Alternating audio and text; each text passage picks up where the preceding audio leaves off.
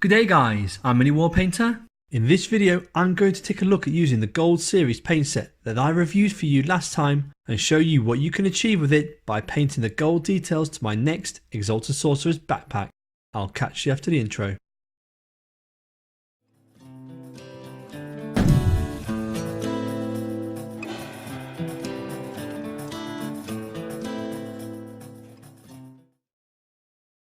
Before we begin, in case you missed it, in the last video I shared with you a review on this paint set called Metals and Alchemy, the Gold series, by a company called Scale75. This video is going to be a demonstration of what you could achieve with this paint set, so if you'd like to know a lot more about this paint set, I recommend you go check it out, as there are a wide range of paints available in the set to that of the ones I'll be using today. Now let's get on with some painting. Part 1. The Gold.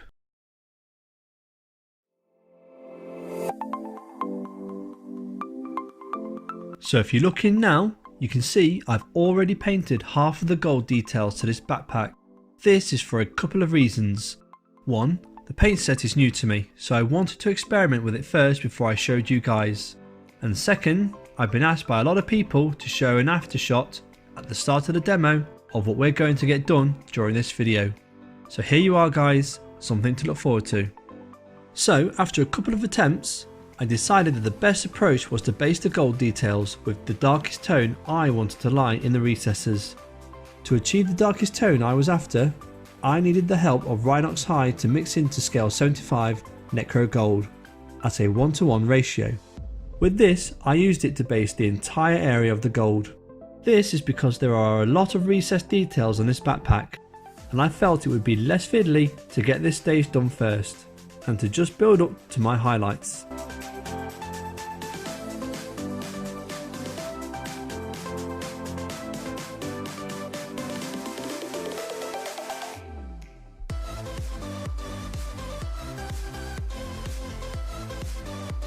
With that base coat applied, I then took some of my first base coat mix and mixed it further into some Necro Gold. This would be used to layer all the flat areas, leaving the previous dark tones remaining in all the recesses, evidently leaving me my recess shade.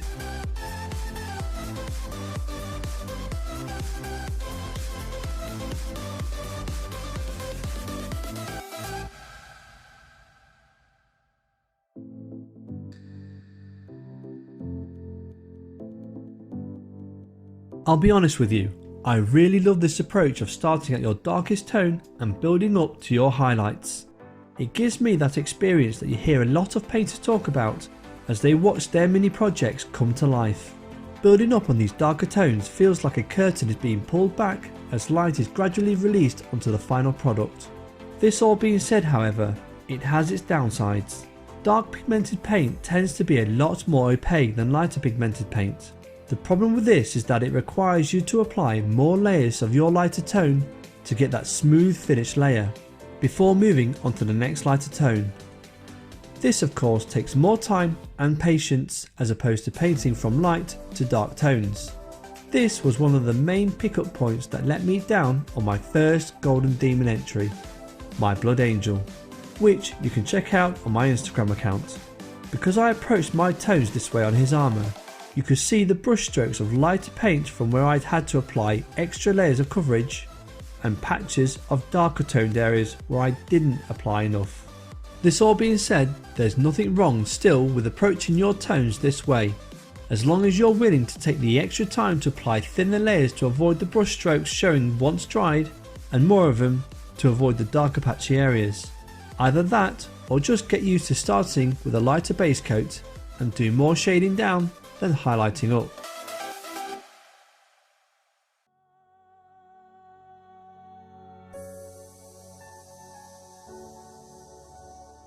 With that stage completed, it's time to go pure Necro Gold.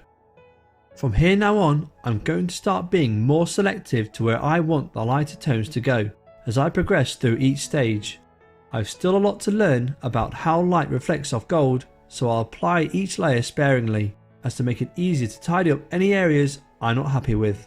At the most with this tone, I'll simply layer over the last, along areas that will be more exposed to the light above. But as I get lower down to the backpack, towards areas that will be angled more towards the floor, I'll begin leaving some of the darker tones showing.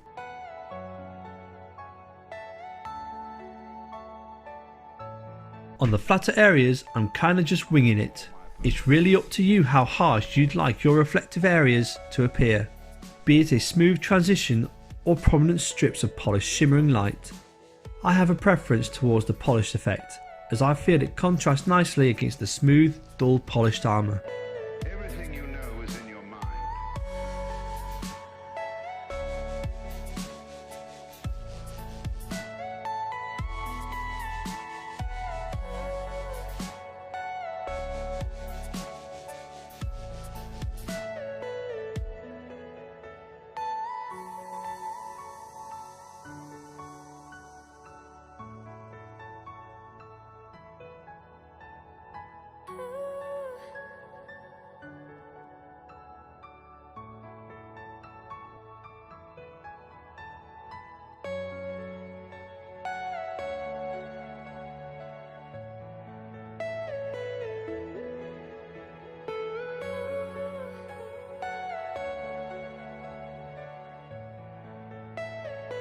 Are you all my personal dreams?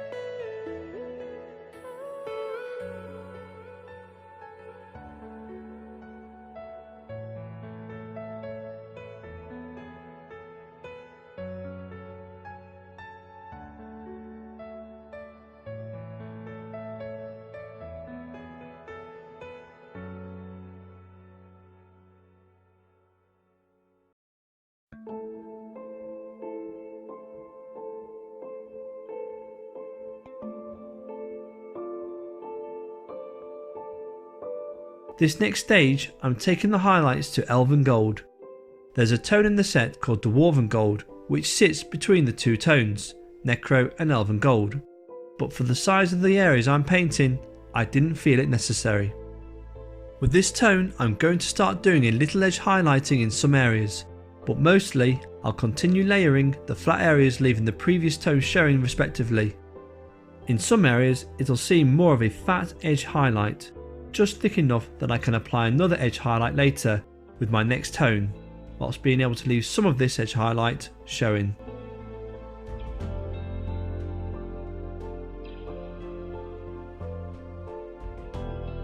Don't forget, if there's any part you're not happy with, you can always go back to the previous tone and go back over any errors. You can even always go back to your previous tone and expand the area you've painted already, so that you can paint a slightly larger area of the lighter tone you're on now.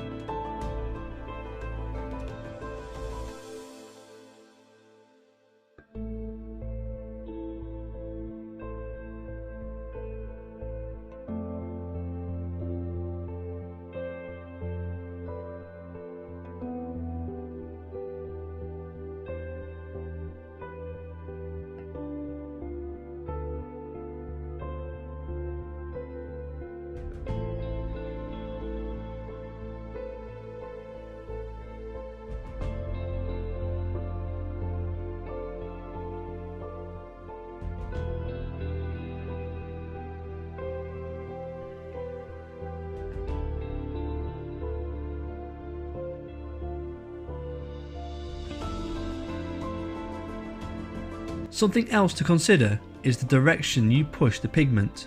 You want to be stroking your brush towards the area you wish to be more concentrated with your tone of paint. This will help towards developing that smooth blended effect between tones.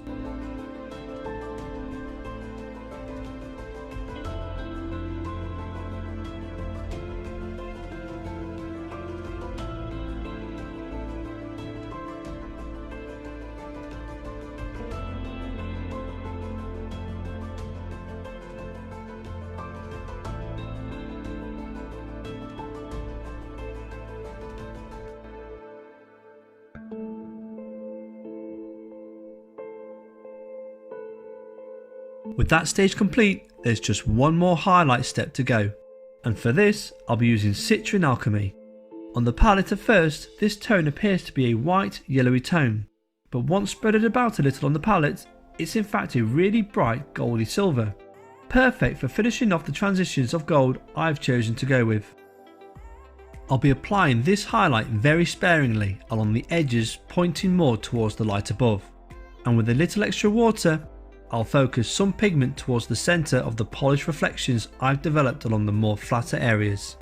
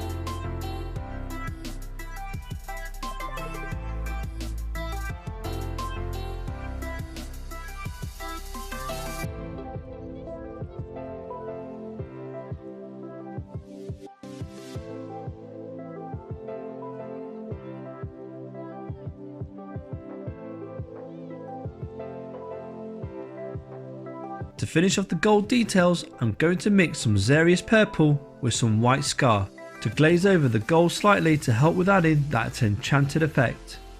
But then I remembered white isn't always the best colour to use when making a tone lighter, so I mixed in some pink horror instead, which left me with a more rich in colour result.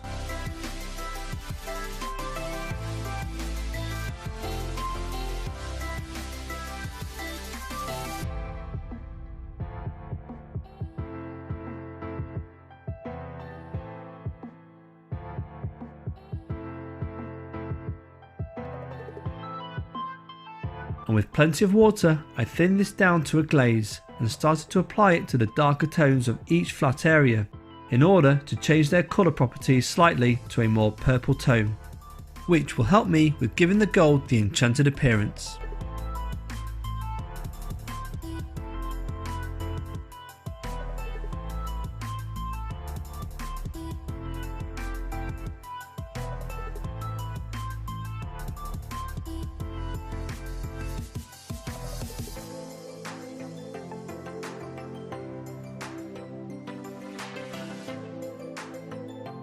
Notice the direction I'm using the brush, focusing the pigment on the glaze more towards the areas I wish for it to be more concentrated, as I described earlier. This stage really takes time and patience, and you'll need to apply multiple thin glazes to build up that purple tint over the dark gold.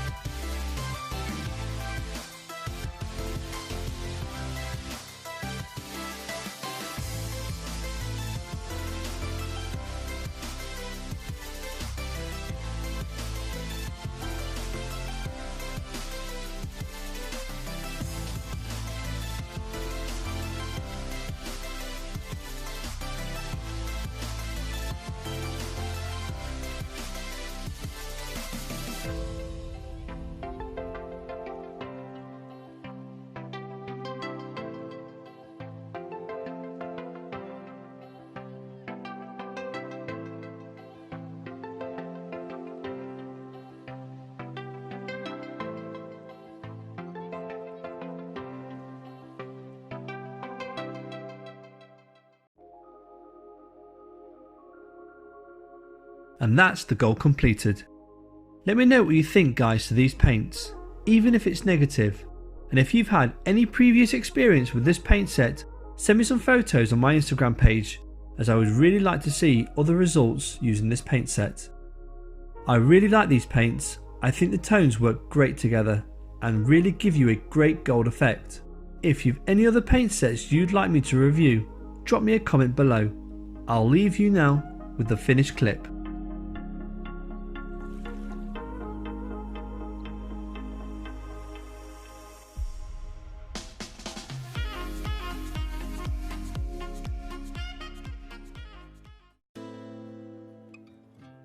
Thanks for watching, guys. I hope you enjoyed the video. If you did, please give it a thumbs up. If you've anything to add, please don't hesitate to comment down below.